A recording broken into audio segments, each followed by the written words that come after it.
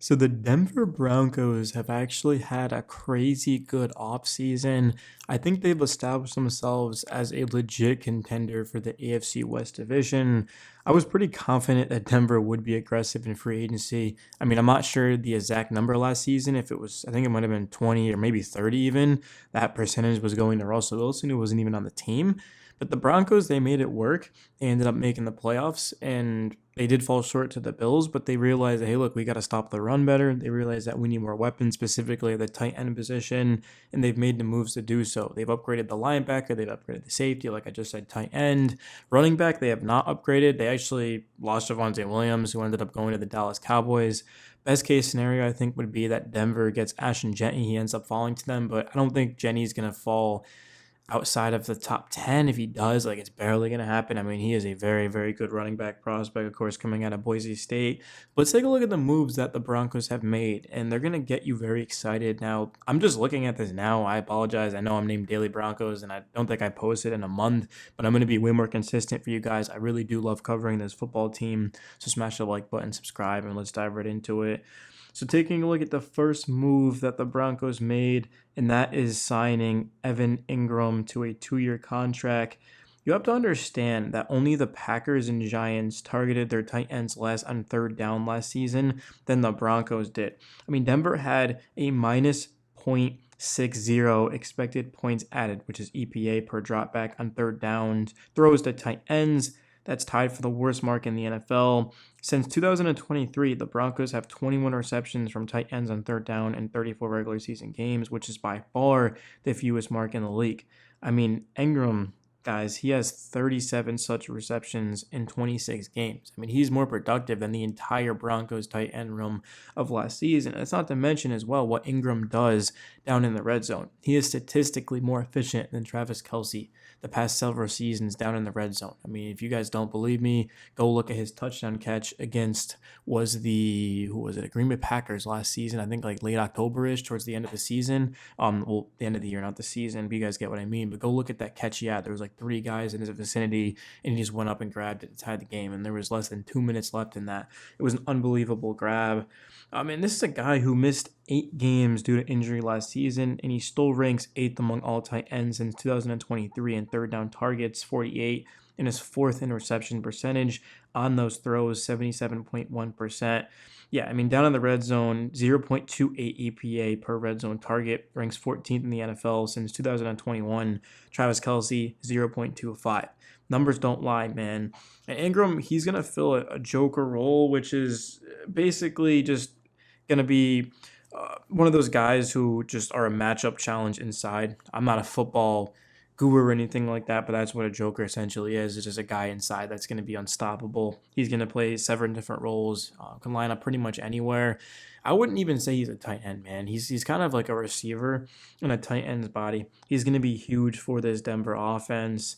Other signings, a lot of special teams ones. The biggest names are going to be Trey Greenlaw, who was unbelievably good in the playoffs before he ended up getting injured. It was running on the field too, which kind of sucks. But and of course that was the year before, towards ACL, whatever. Now he's back. So 35 million deal, 7 million guaranteed. I mean, this is one of the most, I would say, disruptive linebackers in the NFL. 34 snaps last season, but 9 tackles. Goes sideline to sideline. Just makes this Denver defense even more scarier. He's going to play next to Alex Singleton, who should be ready for training camp after suffering an ACL tear in week 3 last season. And they're 2 totally different linebackers, but I think they're going to fit well to each other, next to each other. And then Talanoa Hufanga, 3-year, $45 million deal. It's big time, man. I like him a lot.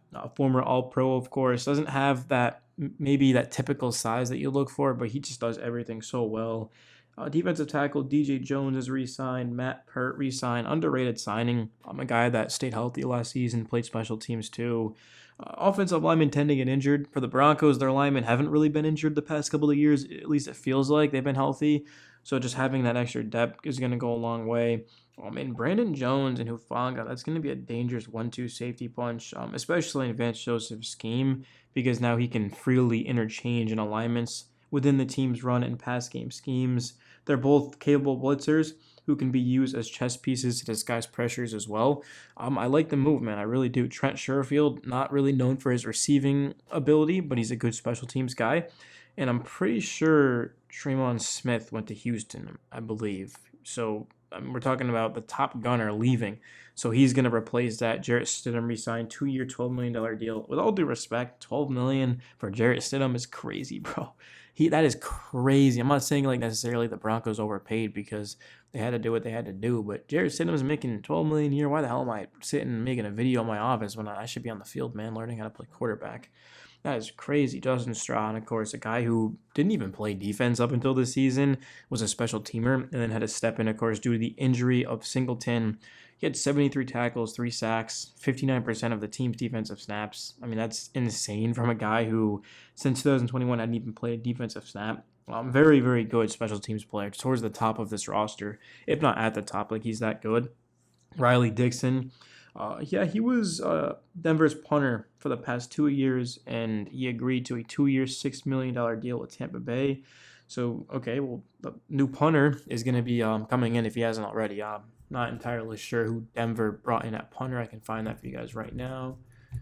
Let's say, Riley Dixon is not the punter. They did add a punter, Hack. Looks like he played for the Browns. What's his name? Matt Hyack. I don't even know how to pronounce his name, but that's the new punter for the Denver Broncos. Thankfully, they're not going to be punting very often, so I don't even really care who his name is. I'm not going to see him much. Bo Nix is that guy. And by the way, I'm recording this at 1 a.m. After work. I'm exhausted, so bear with me, guys. I have a long day on Friday, so this is the only time I'm going to be able to record because I have to be up at 8, and then I'm not going to be home after that. So, going to get you guys a video regarding, man. Like I said, I'm definitely going to be uploading more consistently. Other moves, I think we've touched upon everything. So, in my next video, which will be coming this weekend, we're going to do a reaction to a Broncos mailbag. So we're going to get into potential running back candidates, just overall free agency, maybe a little bit more in depth. I thought this video went pretty well, just considering that I haven't made a video in a long time. I mean, the last Broncos video I made was discussing the potential of adding in Devontae Adams, who ended up going to the West Coast, like I said he would, but unfortunately ended up being to the Los Angeles Rams. And Broncos fans didn't want Devontae Adams, which is fine. Like, I respect everyone's opinion. But it just, the confusing thing to me is how come every Broncos fan said no to Devontae Adams and then the Rams signed him? Like, the Rams last season were, 15 yards away from beating the Eagles and going to the Super Bowl. The Rams won a Super Bowl a couple of years ago. They've got Sean McVay, who you could argue is the best head coach in football. Like, you legitimately could argue that. I mean, he's very good, high knowledge, offensive guy. I love Sean McVay, but yeah, the Broncos, they elected not to do that. Maybe it was like a cultural thing. I don't know, but at least they've added in pieces. The defense looks even scarier. Evan Ingram is going to be huge on third down in the red zone and just in different sort of roles as like the inside guy. But yeah, I'm out. I'm tired. Peace. Ashton Jenny, please, man, please.